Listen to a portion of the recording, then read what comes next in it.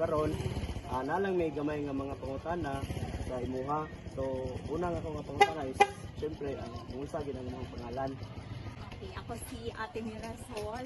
The next question is unsay rason ting anong nangyonanak ka anong nakaignahan nga kapansanan. Okay, I developed my polio when I was 2 years old.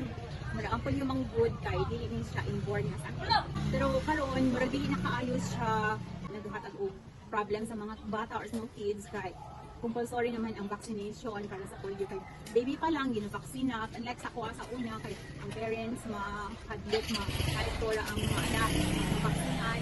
So tapos gumawa siguro siya ang reason na nagka-polio ko pero dili gid siya inborn ang polio nga sakit. So so sa imuhang kapansanan karon sa may feeling na natay kung ano nga klase nga kapansanan te. Siyempre kay usahay makatong naka-feel na ko nga makakita na ko sa akong mga isuon ng kalakaw-lakaw sila kasi makafeel ka insecurities or makafeel ka nga mag-self-pity ka, diba? Kay siyempre lahi ba kay ikaw nakastack up ka lang sa imong balay murag isip para sa imong makipag-mingle sa other people or other kids kay naa ka lang sa balay maulaw ka nga mo pa ugawas diba sa laing tao.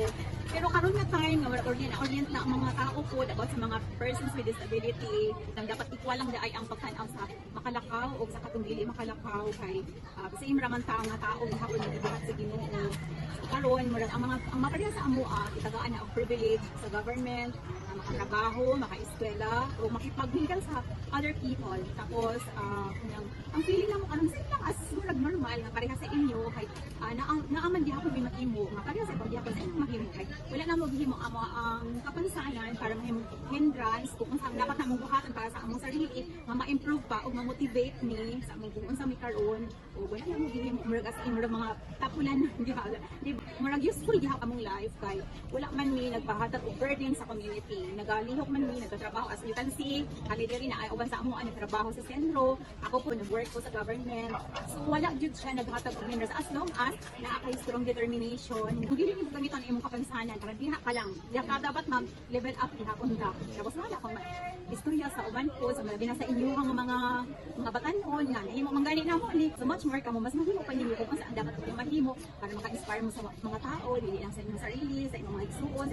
sa inyong parents makita ninyo ba nga kami gani nga naikapansanan na ning kamot para sa among sarili na kaya namo kung unsa man ang mga hindrances nga o nga kung pwede lang kung ano mga tao nga mura dili na mo makaya although na may mga limitation jud dili mo admit ko ana nga kami mga PWD nakagipod ng mga limitations like para sa nang mukat-kat dili mo naman mo kana establishment na ay walay rank isa na para sa amo so maot na karon nga gina at least ang government nagatabang sa mga PWDs nga ma-improve ang paglihok-lihok na ano mga accessible nga mga department store nga naanay mga ramp na anay elevator unlike sa una bang murag wala as in murag sa jud so mga na ako may istorya sa inyo ang mga estudyante na life goes on lang dili ta magpakawala sa paglaom kay nabuhat man gani mo man gani namo niya mas especially mo kinahanglan kapit dito sa Ginoo na kang maghatag sa ato ang strength na para at least magbugi hapon ta sa ato ang life. So in short dili pabag ang imong sitwasyon para makalampos o makaadto ka sa imong gitinguha nga gusto nimo maabot. Correct mo na siya ang pinaka-short na istorya in short pinaka-short na istorya so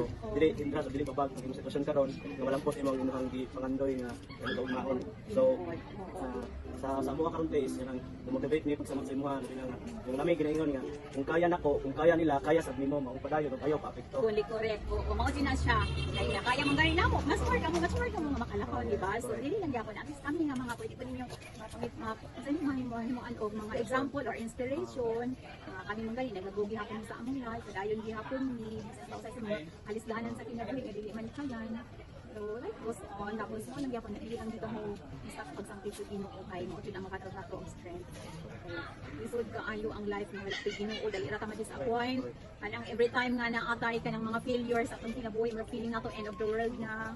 Pero kung naa kay Ginoo, ingon jud ta nga dili ay taman. Dili tay tanan puros kalipay. Ka-experience kita kasakit or mga trials para at least ma-appreciate niya to kung naay mga joy or happiness na magko sa atong life. Kay kung ang atong life perfect, para kasi mo makalimot na kita na Ginoo nalahi na sa dalan ba direction dili na mao.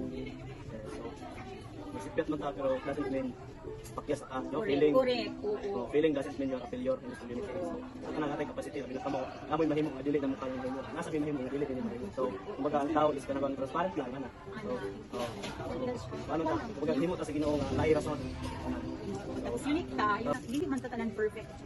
Ako lang tote o ako may pasalamat na participate ko sa mga interview karon so relate ko sa mga student sabi na sa mga inuha ko para sa mga course.